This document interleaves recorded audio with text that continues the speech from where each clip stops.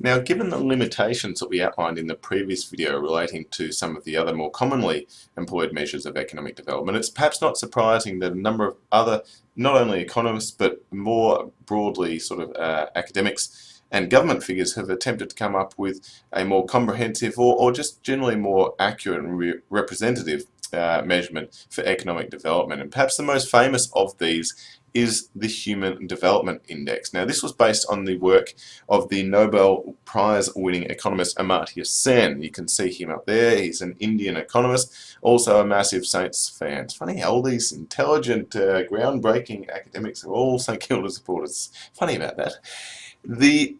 He and his colleagues argued that development should be measured less by material output measures, as is the case with the GNI and PPP, and more by the capabilities and opportunities that are available to people within a particular country. The United Nations basically jumped on board with Sen's ideas and developed what we now know as the Human Development Index, or HDI, which is based around three key measures. Firstly, life expectancy at birth. Secondly, educational attainment. And finally, whether average incomes are sufficient to meet the basic needs of life, in line with this idea behind the PPP.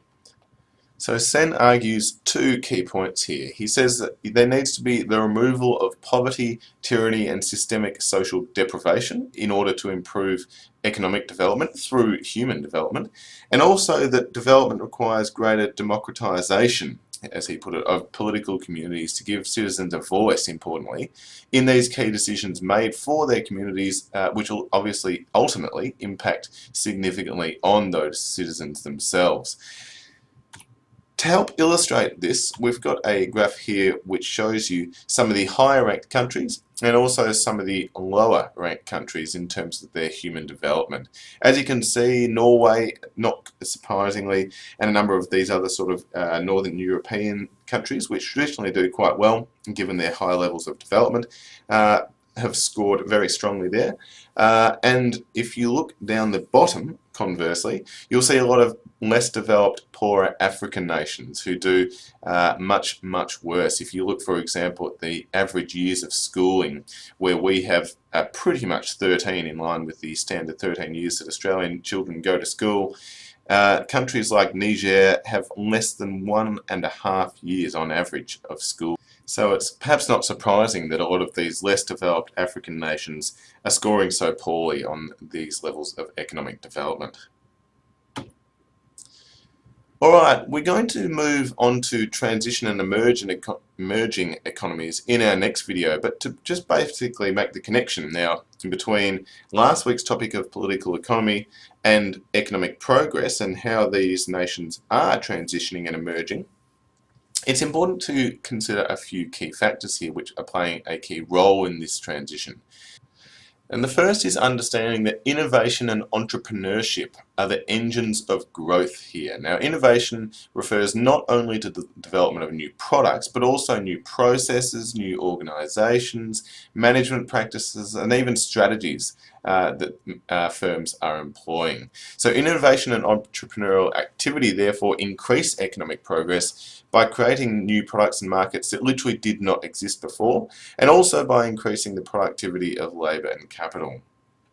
Now, following on from this first point, it's also important to understand that innovation and entrepreneurship in turn typically require a market economy. So the economic freedom associated with a market economy usually creates greater incentives for innovation and entrepreneurship than a planned or mixed economy. If you think about it, if you are given the freedoms to basically try and make as much money as you can, you're much more likely to try new things, to try and come up with new ideas to give yourself a competitive advantage over your rivals, and in turn enhance your profits.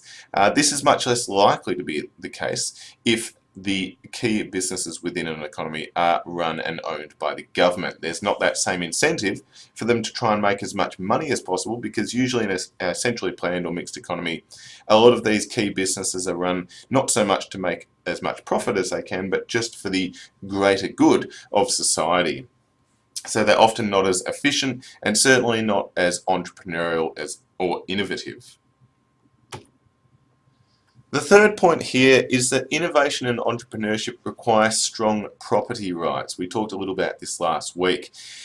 Inadequately enforced property rights typically reduce the incentives for innovation and entrepreneurial activity, and this is largely due to the profits being stolen, which in turn reduces the rate of economic development. Now, if you think about it, if you're considering trying to innovate and come up with a new great idea to give you and your business an advantage, if you're concerned about that idea being stolen, like our little monkey friend here, you're probably going to be less motivated to try and come up with additional instances of innovation in the future. What's the point of coming up with these new ideas if people are just going to steal them, take the credit for them, or deny you the opportunity to maximize your benefit from those ideas? So there needs to be a strong level of enforced property rights protection within a nation to encourage people to actually engage in these levels of innovation and entrepreneurial activity. The final point to consider here is the required political system, and there's been a fair bit of debate over this. Traditionally, Western countries have tended to associate representative democracies with things like market economies, strong property rights protection, and thus economic progress. But it's not always the case. Certainly if we look at some countries like China, which have traditionally had totalitarian regimes, they have been able to move towards a more market-based system with stronger, not necessarily great levels at the moment, but stronger, certainly, property rights protection as the years have gone on.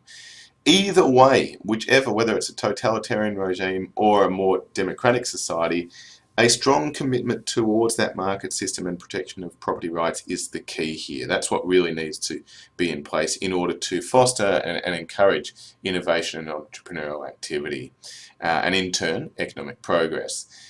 What research has tended to find is that economic progress itself often leads to the establishment of a democratic regime. So countries like South Korea and Taiwan have been good examples here. So while certainly there is some evidence to suggest democracy will lead to economic progress, there's also been additional research which illustrates in sort of a cyclical process it may actually come back full circle and may be actually economic progress, which is a key determinant and cause of democracy.